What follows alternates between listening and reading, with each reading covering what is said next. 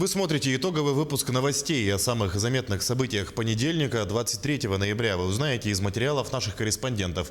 В студии Сергей Михедов. Здравствуйте. И вот главные темы дня. Сразу два пожара произошли сегодня в Якутии. Есть погибшие. Напомним о соблюдении мер безопасности. Возвращение к привычной жизни в ближайшем будущем не ожидается. Масочный режим в стране продлили на 1 год. Антисептик, опасный для жизни. Раствор с метанолом, убивший 7 человек в Татинском районе, снят с продажи. Часть автоземников открыты в Якутии. Озвучим, какие дороги доступны для якутян. Лишние руки не помеха. Пункту передержки безнадзорных животных в столице до начала сильных морозов пригодится помощь населения. Увидеть такое вряд ли удастся в реальной жизни. Фотовыставка редчайших монет открылась в Якутске.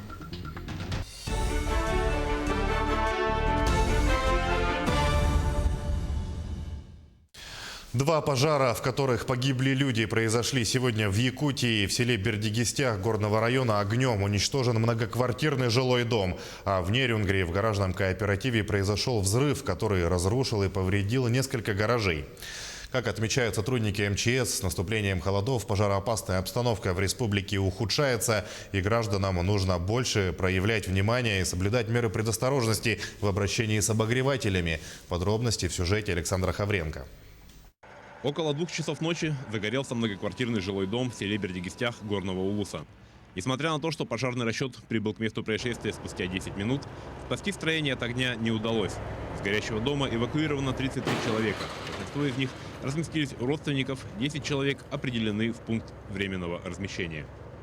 Все находящиеся в временном пункте обеспечения горячим питанием. На сегодняшний день ведется работа по оказанию вещами первой необходимости и материальной помощи. Острый вопрос стоит об обеспечении жильем, потому что у нас маневренного фонда как таковых нету. В тот же день, рано утром, в Нерюнгри в одном из боксов гаражного кооператива «Радуга» произошел взрыв. Прибывшие на место происшествия специалисты обнаружили на месте трагедии тело погибшего. Мощностью взрыва разрушено и повреждено несколько гаражей, а также выбиты стекла в окнах ближайших домов. В машине, видимо, все, конец пришел.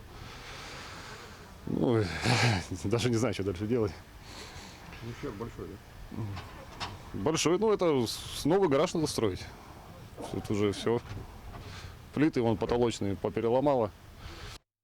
С наступлением морозов пожароопасная обстановка в республике осложняется. Зачастую люди, желая обогреть свои дома и другие бытовые постройки, пренебрегают элементарными правилами безопасности. При эксплуатации печного отопления не осуществляйте топку неисправных печей. Не применяйте для розжига печи легковоспламеняющиеся и горючие жидкости. Не эксплуатируйте печь при отсутствии на полу предтопочного листа. Не оставляйте топящиеся печи без присмотра и не доверяйте розжиг и надзор за печью детям. Проверьте исправность вилки обогревателя и розеток. Не оставляйте без присмотра, тем более на ночь, включенный обогреватель. Не ставьте обогреватель рядом с мебелью, шторами и не используйте обогреватель для сушки вещей. Не пользуйтесь самодельными электронагревательными приборами. Иногда для предотвращения трагедии достаточно лишь проявить немного элементарного внимания и осторожности. Помните об этом в следующий раз, когда будете топить печь или включать обогреватель. Александр Хавренко, Георгий Григорьев, Якутск. 244 новых случая коронавируса выявили в Якутии за минувшие сутки, в том числе 50 носителей инфекции. Об этом сообщила замруководителя регионального оперштаба Ольга Балабкина в ходе брифинга. В Якутске 117 заболевших, в Алекминском районе 27. В психоневрологическом диспансере идет усиление по дезинфекции и локализации группового очага. По 8 и 7 случаев зарегистрировано в Сунтарском и Вилюйском районах. В остальных от 1 до 6 заболевших. В Усть-Майском районе заболела группа людей из-за совместного мероприятия. 2 человека скончались от COVID-19.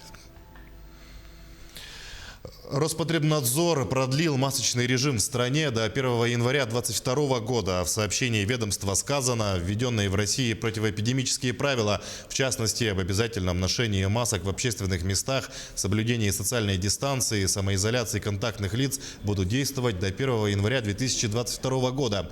Также отмечается, что выписывать пациентов из стационара на амбулаторное лечение будут до получения отрицательного результата исследования методом ПЦР. Это не относится к жильцам коммунальных квартир, учреждений социального обслуживания с круглогодичным пребыванием, общежитий и гостиниц. Помимо этого, теперь на проведение тестов на COVID-19 дают 48 часов. В регионе продолжают проверять торговые и промышленные объекты на предмет соблюдения санитарных норм. О результатах рейда в ходе брифинга рассказал зампред правительства Якутии Михаил Никифоров. Всего в период с 16 по 22 ноября, то есть за прошедшую неделю, по всей республике проведено 741 выездных рейдов. Выдано органами Роспотребнадзора 49 предостережений и 19 предписаний. Составлено всего 32 актов комиссионного осмотра, 6 определений, 28 протоколов об административном правонарушении. Всего 91 административное дело направлено на суд. Рассмотрено судом 83 дела, проведено 318 профилактических бесед. В том числе я хотел бы отметить в городском округе города Якутска административной комиссией со сводной группой оперштаба города Якутска и Министерством предпринимательства Республики Саха-Якутия проведено 213 выездных проверок. Между тем, власти Якутии не планируют полностью запрещать новогодние праздники. Об этом сообщил глава Якутии Айсен Николаев в эфире программы «Вести недели» на телеканале «Россия-1». Напомним, что в середине ноября стало известно, что в регионе разработают правила поведения в новогодние праздники в условиях коронавируса. Айсен Николаев в эфире федерального телеканала рассказал, что в Якутии, в отличие от других регионов, не собираются полностью запрещать новогодние праздники. У нас минус 50 на улице, особо не погуляешь при такой температуре. Лишать людей праздника тоже не очень правильно. Дед Мороз будет приходить в этом году, но все-таки будет в маске, сказал глава Якутии. А семьям спортсменов открыли границы в страну. Премьер Михаил Мишустин своим распоряжением отменил введенные из-за распространения коронавируса ограничения на прибытие в Россию членов семей иностранных спортсменов, тренеров, судей и других. В августе они были отменены только для наставников и самих выступающих, но это решение не распространялось на членов их семей. Теперь они также могут приезжать в Россию. Для этого достаточно иметь документ, удостоверяющий личность, и визу, тип которой соответствует цели поездки. Состояние двух жителей Татинского района республики, которые отравились антисептиком, оценивается как крайне тяжелое. Об этом сообщили в пресс-службе Минздрава региона. Напомню, ранее 9 человек в Татинском районе отравились спиртосодержащим антисептиком. 7 из них скончались. Также один летальный случай от отравления данным средством зафиксирован в алданском селе Угаян. Какие меры предприняты против недобросовестных предпринимателей, расскажет Анна Васильева. Против производителя опасного диссредства индивидуального предпринимателя Александра Калинина в Свердловской области возбуждено уголовное дело. Вся продукция снята с производства. В оперштабе республики предупреждают, ее следует немедленно изъять и тем, кто уже успел приобрести опасное средство. А также он должен быть изъят из употребления, именно использования в учреждениях образования, в иных учреждениях, которые закупали этот антисептик. На сегодняшний день сотрудники Роспотребнадзора по региону совместно с полицией проводят рейды. Уже проверено порядка 400 объектов торговли, которые специализируются именно на продаже диссредств и антисептиков, а также 25 аптек. В 3 районах обнаружена данная продукция объемом порядка 400 литров, и она снята с реализации и арестована протоколами ареста. В антисептике Калинина 69% метанола. Так показали данные лабораторных исследований. При том, что на этикетке указано лишь то, что в составе содержится 70% спирта. Какого – не уточняется. А между тем, в диссредствах и антисептиках для хознужд и обработки могут содержаться лишь этиловый и изопропиловый спирты. А метанол – опасный яд, напоминают санитарные врачи. И справедливо то, что наказание понесут и те, кто продают некачественный товар. На сегодняшний день управлением Роспотребнадзора возбуждено 2 административных расследования и в отношении индивидуального предпринимателя в Татинском районе, и в отношении юридического лица в Алданском районе. Предпринимателям, да и всем жителям республики следует крайне осторожно обращаться с любыми спиртсодержащими дезсредствами и использовать их лишь по прямому назначению. В случае же обнаружения на полках магазинов некачественного товара немедленно обращаться на горячую линию Роспотребнадзора по республике. Анна Васильева, Григорий Хлопков, Якутск. Сейчас короткая реклама. Мы вернемся буквально через 1 минуту. Смотрите далее. Часть автозимников открыты в Якутии. Озвучим, какие дороги доступны для якутян. Лишние руки не помеха. Пункту передержки безнадзорных животных в столице. До начала сильных морозов пригодится помощь населения. Увидеть такое вряд ли удастся в реальной жизни. Фотовыставка редчайших монет открылась в Якутске. Продолжаем нашу программу. Часть автозимников открыты в Якутии. В Минтрансе региона сообщают, что действуют следующие трассы. С 5 ноября автозимник Сибян на участке Батамай-Сигенкюэль до 20 тонн. С 10 ноября автозимник Арктика на участке Черский-Чукотский автономный округ до 20 тонн. С 13 ноября автозимник Верхояние на участке Верхоянск-Баранук до 10 тонн. С 17 ноября автозимник Усть-Куйга, Казачьи Кресты. С 18 ноября автозимник Верхояние на участке Барунук, Иван-Сире до 10 тонн. Участки въезда и выезда оборудованы дорожными знаками, шлагбаумом, техническими средствами фото-видеофиксации.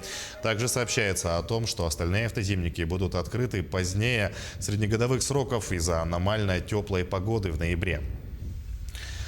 Сотрудники ГИБДД выявили маршрутные автобусы, перевозившие пассажиров с техническими неисправностями. Помимо водителей, к ответственности привлечены должностные лица, отвечающие за их эксплуатацию. По информации ведомства, нарушения произошли в Якутске и Ленске. Водители были привлечены к административной ответственности. В отношении должностных лиц составлены протоколы. Каждый оштрафован на 5000 рублей. Инспекторы напомнили, что за подобные нарушения предусмотрена и уголовная статья, в рамках которой может грозить до 10 лет лишения свободы. Столица республики набрала свыше 10 тысяч голосов и лидирует в голосовании за право проведения тотального диктанта в следующем году. У тотального диктанта в Якутске есть настоящие поклонники, которые не только принимают участие в нем каждый год, но и являются живыми популяризаторами грамотности и хорошей русской речи. Приводятся слова городского координатора проекта Ирины Жигадла. По состоянию на сегодня Якутск поддержали почти 10,5 тысяч граждан. Следующий за ним кандидат Рязань набрал 7800 голосов. Голосование на сайте totaldict.ru продлится до завтра и завершится в 18:00 по якутскому времени. На трудовой пост заступили 12 сотрудников Алданского дома-интерната для престарелых и инвалидов, который в апреле закрылся на карантин. Их дежурство рассчитано на 21 день. Это уже 9-я по счету бригада. Тему продолжит Татьяна Вахнина. Сдав смену, сотрудники Алданского межулусного дома-интерната для престарелых и инвалидов поселка Ленинский отправляются домой. Дежурство их длилось более месяца. Смену мы сдали на отлично, можно сказать. Мы работали на кухне, все у нас в порядке. Проживающие тоже все довольны. Очень повысилось, опять сильно пошло вверх все заболевание. И нас маленько задержали на 2 недели. Режим полной самоизоляции в социальных учреждениях Алданского района был введен 10 апреля. Посещение проживающих исключены, запрещены и прогулки. От 10 до 12 сотрудников находятся в интернате круглосуточно в течение 3 недель. Однако последняя смена была продлена на 14 дней. 35 дней мы отстояли, все хорошо. Девчонки сдали анализы, все, слава богу, отрицательные. Смена заступила. И дай бог, что наши проживающие все здоровы. Трудовой пост работники покидают по очереди через запасной выход. Пересечения со сменщиками исключены. Заступающие на смену коллеги в интернат попадают через центральный вход. Вещи взяли и хорошее настроение для работы. Настроение ничего, проживающие, думаю, в добром здравии. Сейчас приму смену и узнаем, как обстоит обстановка. Вроде никаких не было. Накануне заступления на рабочие места сотрудники в обязательном порядке сдают анализы на COVID-19. Пересмена в Ленинском доме-интернате проходит в 9-й раз. Заходим мы, лично я уже 4-й раз. Настроение отличное, соскучились по проживающим. В Ленинском доме-интернате проживают 55 человек. К жестким ограничениям люди постепенно привыкли. В теплое время года было сложнее. Невозможность выйти на улицу оборачивалась нарастающим напряжением. Ну, конечно, устали, им же погулять хочется. Уже вроде бы как привыкли, понимают, знают, что такое, что у нас такое в стране творится. Нахождение в замкнутом пространстве и недостаток общения являются наиболее труднопереносимыми ограничениями. В остальном всем необходимым проживающие обеспечены. Лечебно-укрепляющие процедуры проводятся в полном объеме. Татьяна Вахнина, поселок Ленинский, Алданский район. В пункте передержки безнадзорных животных Якутска начались работы по утеплению и возведению дополнительных вольеров. Какая помощь нужна коллективу пункта и сколько животных здесь находится, расскажет мой коллега Дмитрий Тымыров. Лишние руки не помеха. Руководство пункта передержки безнадзорных животных города Якутска до начала сильных морозов собирается утеплить большинство вольеров, чтобы их подопечным было тепло, когда наступят сильные морозы. И от помощи горожан они не откажутся. Но помощь вообще руками. Конечно, если есть свободные час-два на выходных, конечно, с удовольствием бы приняли людей, помогли, чем-то как-то поддержали бы, если просто были руки. То есть один работник хорошо, 2-3 уже толпа, и уже больше работы бы могло сделаться. Конечно, один-двоим тяжело, тем более морозы уже крепчают изо дня в день. Отметим, что на сегодня в пункте передержки животных под надзором находятся более 350 безнадзорных собак. Еженедельно на отлов бродячих животных поступает от 40 до 100 обращений из округов столицы. Сегодня все животные, которые попадают в пункт, проходят обязательный ветеринарный осмотр. У нас, получается, карточка заводится. По истечении 10 суток идет первая стерилизация. По истечении еще 10 суток идет вакцинация, против бешенства ставится. Потом по истечении 10 суток еще, это 30 суток в общем числе получается, они выпускаются именно на тот объект, откуда был, на адрес, откуда он был пойман. Несмотря на большое количество животных, едой все обеспечены. Собак здесь кормят 2 раза в день. Мясо, комбикорм, рыбий жир. Это лишь часть рациона питания. Таким образом, все животные, которых выпускают отсюда, возвращаются на улицы города здоровыми и сытными. Если народ видит, что собака биркованная, это стерилизованная, вакцинированное животное, которое возвращено именно обратно на то же место. Бояться чипированных собак, как правило, уже не стоит. Если животное все-таки проявит агрессию, оно снова вернется в пункт передержки. Вместе с тем сотрудники еще раз напоминают, каждый житель города может забрать животное домой. Вот поэтому малышу сегодня повезло. Щенок нашел себе новых хозяев. Ну, вообще, изначально увидела видео, где отдавали щенят. В ППЖ очень много щенков. Увидела его, захотела его сразу взять, как бы. Только он мне на глаза попался. Вот поэтому приехала сегодня. Сегодня санитарный день, по идее, они вообще не работает. Но я вот все равно добилась, чтобы меня впустили, чтобы я его забрала. Сейчас уже забирать стали меньше. В основном приходят забирать больших собак. Щенков уже совсем мало берут. А больших собак приходят, берут, потому что приобретают люди дома частные. Ну, а там охрана необходима. Также приходят куда-то на базу, на территорию. Приходят потерявшие, допустим, свою собаку, да, и уже долго найти не могут, приходят за новой.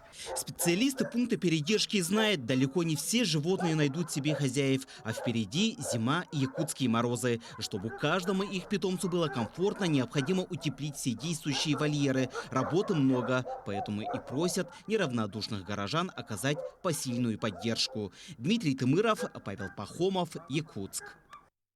Администрация Амгинского района и местное отделение одной из партий присоединились к республиканской акции «Коробка храбрости». В течение недели на 3 пунктах собирали игрушки для детей, которые сейчас проходят лечение в больнице. За эти дни было собрано немало. Это развивающие игры, детская мебель, одежда. Акцию поддержали предприятия района, а также жители Амги. Мы всегда очень рады такой помощи, подаркам. Ну, дети рады, да, конечно, всегда бывает. Это как поддержка. Вообще хорошо придумали. Я не знаю, кто-то придумал в первый раз, да. Но вот именно храбрости не хватает ребятишкам. И очень здорово поддержка, когда вот именно берутся анализы или делаются уколы. И вот получает ребенок игрушечку. Очень приятно. А жители и гости столицы республики могут посетить фотовыставку памятных монет Банка России, посвященную 75-летию Великой Победы. Экспозиция размещена в музее «Россия. Моя история» и продлится до конца декабря. Подробнее в сюжете с Аргалом Неустроевой. В этой небольшой экспозиции представлено 19 монет, на каждой из которых отчеканен символ подвига советского солдата. Поражает не только их коллекционная, но и художественная ценность. Изображения на монетах удивительно детализированы, от нацарапанных надписей на стене до лиц героев. Как отмечают представители Национального банка, такая чеканка высоко ценится не только по стране, но и за рубежом. Настоящая выставка подготовлена по предложению Центрального банка Российской Федерации, представлена в большинстве регионов Российской Федерации. Выставка позволит якутянам не только ознакомиться с особенностями денежных знаков, внешним видом, но и расширить и сохранить память о великом подвиге советского народа в борьбе с фашизмом. Увидеть такое вряд ли удастся в реальной жизни. Некоторые из монет по-настоящему редкие. Например, золотая монета номиналом в 10 тысяч рублей, посвященная 60-й годовщине Победы. Ее тираж составляет всего 250 штук, а изображение самого реверса не найти даже по запросу в интернете. Ну, тут у нас у посетителей всегда был вот с этой выставкой вопрос очень интересный. Из чего именно выполнена вот часть этих, как сказать, монет, именно цветная часть, оранжевая, черная. Но оказалось, это эмаль, цветная эмаль, очень хорошего качества. Как раз вот все фотографии этих монет, они показаны в полной реальности, их качество. Главное отличие – это их размер. Ознакомиться с выставкой можно будет до конца декабря. Разумеется, не стоит забывать и о собственной безопасности. Соблюдение масочного режима и социальной дистанции в здании музея обязательны. Сарглана Неустроева, Семен Семенов, Якутск. И в завершении о спорте. Соревнования по масс-рестлингу пройдут в нескольких странах мира. Международная федерация опубликовала проект календарного плана на следующий год. Согласно ему, континентальные чемпионаты по якутскому национальному виду спорта состоятся в Финляндии, Латвии, Узбекистане, США, Чили, Австралии. Международные турниры и презентации пройдут в Новой Зеландии, Бразилии, Франции, Португалии и еще в ряде стран. Отмечается, что также состоятся этапы Кубка мира по масс-рестлингу в Финляндии, Узбекистане и России. Чемпионат мира по масс-рестлингу запланирован с 13 по 15 августа в Канаде. В сообщении сказано, что документ выносится на обсуждение мирового сообщества масс-рестлеров и далее будет коллегиально утвержден на очередном конгрессе, который пройдет в онлайн-режиме в конце этого года. На этом наш выпуск подошел к концу. Берегите себя и своих близких. Не забывайте носить маску и соблюдать социальную дистанцию в общественных местах. Оставайтесь с нами.